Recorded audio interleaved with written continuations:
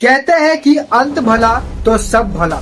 और भारत के दृष्टिकोण से भारत के लिए सब कुछ भला हुआ है। दिन के खत्म होते होते न्यूजीलैंड के 9 विकेटें भी गिर गई हैं, बाकी बस बचा हुआ है 1 विकेट, जो मुझे लगता है कि भारत कल शायद पहले 10-15 मिनट में ही ले लेगा।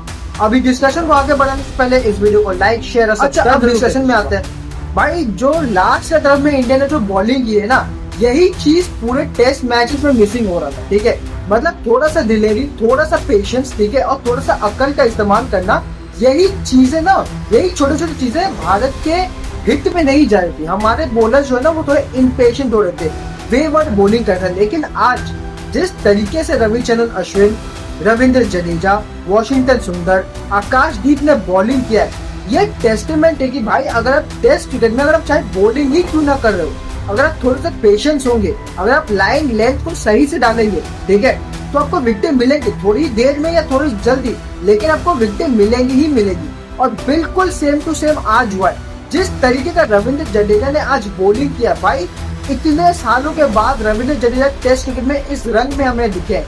जिस तरीके से रविचंद्रन अश्विन ने अपने फिरकियों को दिखाया, भाई जो कैरम बॉल डाला, ग्लेन फिलिप्स को आउट किया, उसके बाद विल यंग्स को आउट किया, उससे पहले भी एक बल्लेबाज को आउट किया था। यही छोटे छोटे चीज जहाँ पे अकल लगाने की जरूरत थी, भारत के बॉलिंग में, बैटिंग में मिस हो रहा था। अब बॉलिंग ने तो अपना काम कर दिया है, कल बचा हुआ 1 विकेट भी ले लेंगे, लेकिन यहाँ से भारत के लिए चीजें आसान तो नहीं होने वाली है, लेकिन हाँ करने लायक है। ठीक है, क्योंकि हिस्ट्री में पहली बार मुंबई में वानखेड़े स्टेडियम में 4th इनिंग्स में 163 से ज्यादा कोई टारगेट सेट करने वाला है, वो भी न्यूजीलैंड भारत के लिए। क्योंकि इससे पहले 4th इनिंग्स में इंडिया ने इतने बड़े टारगेट को कभी चेस किया नहीं था। अच्छा, अब आ जाते हैं हम लोग दिन के शुरुआत से। जो सबसे पहला इम्पोर्टेंट जो चीज था, जो कि भारत के पक्ष में जाना चाहिए था और गया भी, वो है फर्स्ट सेशन भारत के नाम जाना। क्योंकि अगर फर्स्ट सेशन से अगर हमारे विकेट चली जाती, अगर एक पार्टनरशिप, एक सॉलिड पार्टनरशिप नहीं लगता, तो भारत का जो स्थिति आप लोग देख रहे हैं ना, वो बद से बदतर हो सकता था। लेकिन वहां पे भाई hats off to Shubman Gill, Rishabh Pant. भाई शुभमन गिल बस 10 रन से अपने शतक से चूक गए, लेकिन भाई ऋषभ पंत वापस से एक अंपायर कॉल की वजह से आउट हो गए हैं। ठीक है, उसके बाद रविंद्र जडेजा ने 14 रन किए, लेकिन फिर से हमें बैटिंग में वही गलती नजर आई भारत के, कि कोलैप्स हो जाना, मतलब 1 विकेट 2 विकेट गिरना, उसके बाद कोलैप्स हो जाना, यही चीज भारत को बचना है। लेकिन भारत अपने बैटिंग में गलतियों से सुधार नहीं कर रही है, वो कोलैप्स पे कोलैप्स पे कोलैप्स करे जा रही है।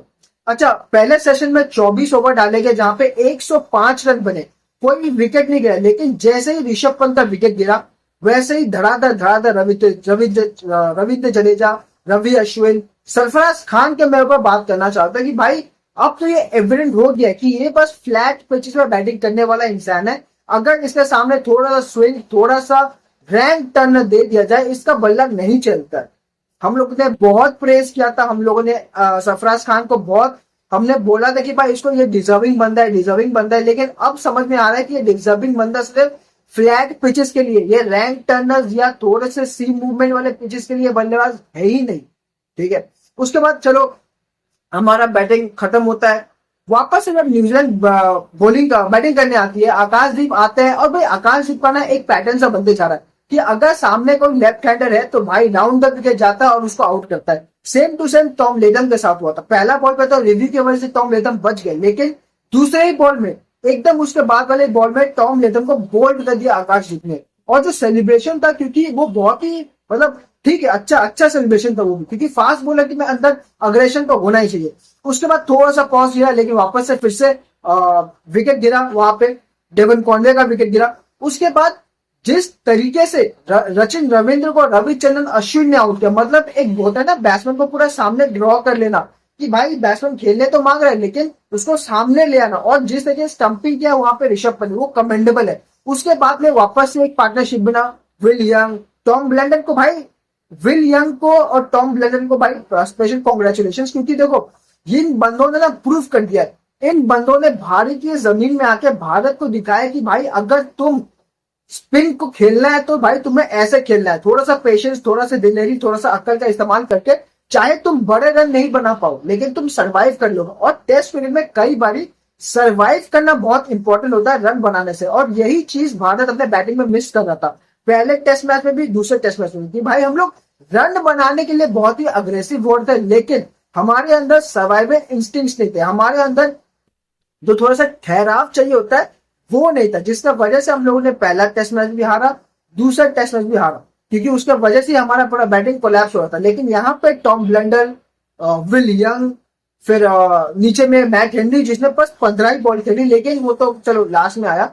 विल यंग और टॉम ब्लंडर ने हमें दिखाया कि भाई थोड़ा सा पेशेंस थे, थोड़ा सा पेशेंस, थोड़ा सा डॉट बॉल खेलने से कोई आसमान टूट नहीं जाएगा, जमीन फट नहीं जाएगा।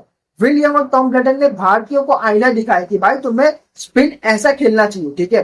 फर्क नहीं पड़ता कि अगर तुम्हारी टीम में विराट कोहली, रोहित शर्मा, यशस्वी जायसवाल, ऋषभ पंत है, अगर तुम स्पिन के खिलाफ बस बोलो कि भाई मैं तो आड़ा चलाने जाऊंगा, तुम आउट हो गए, दूसरे बल्लेबाज भी आउट हो जाएंगे। इससे अच्छा है कि भाई थोड़ा सा टाइम लेके खेलते हैं, ठीक है। उसके बाद थर्ड इनिंग्स में काफी अच्छा बॉलिंग किया है भारत ने।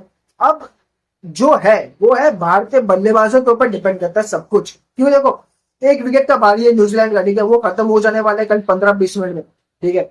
लेकिन यहाँ पे जो सबसे बड़ा बात आता है कि वो फोर्थ इनिंग्स में वानखेड़े में इंडिया में 163 के ऊपर कोई टारगेट लगा नहीं है, लेकिन जो मेरे को लगता है शायद यहाँ पर लग सकता है। और जिस तरीके से पिच बिहेव कर रहा है, जिस तरीके से बॉल शार्प टर्न हो रहा है, इजी नहीं होने वाला है। लेकिन यहाँ पे मैं एक और चीज बोलना चाहूंगा कि अगर तुम एकदम से ही डिफेंसिव हो जाओगे, एकदम से तुम अगर शटर डाउन कर दोगे, तब भी तुम यहाँ पे आउट होगे, क्योंकि पता है देखो एकदम से तुम अग्रेसिव अप्रोच नहीं ले सकते, एकदम से डिफेंसिव, तुम एकदम डिफेंसिव शेल में नहीं जा सकते, तुमको बॉल के मेरिट पे खेलना पड़ेगा। ये नहीं कि भाई मैं किसी को भी मार दूंगा, या ये नहीं कि मैं हर बॉल डॉट खेलूंगा, नहीं, तुम्हें बॉल को रिस्पेक्ट करके, कंडीशन को रिस्पेक्ट करके, टाइमिंग को रिस्पेक्ट करके तुम्हें खेलना पड़ेगा, ठीक है। और यही की टू सक्सेस है भाई। देखो चाहे ऋषभ पंत हो, चाहे विराट कोहली हो, चाहे रोहित शर्मा हो, इन सभी को थोड़ा टाइम लेना पड़ेगा। अगर मैं तो भाई कहता हूँ रोहित शर्मा अगर 50 बॉल में 10 रन भी करता है, 50 बॉल में 20-30 रन भी करता है, 30 रन नहीं 25-20 रन भी करता है, वो काफी है।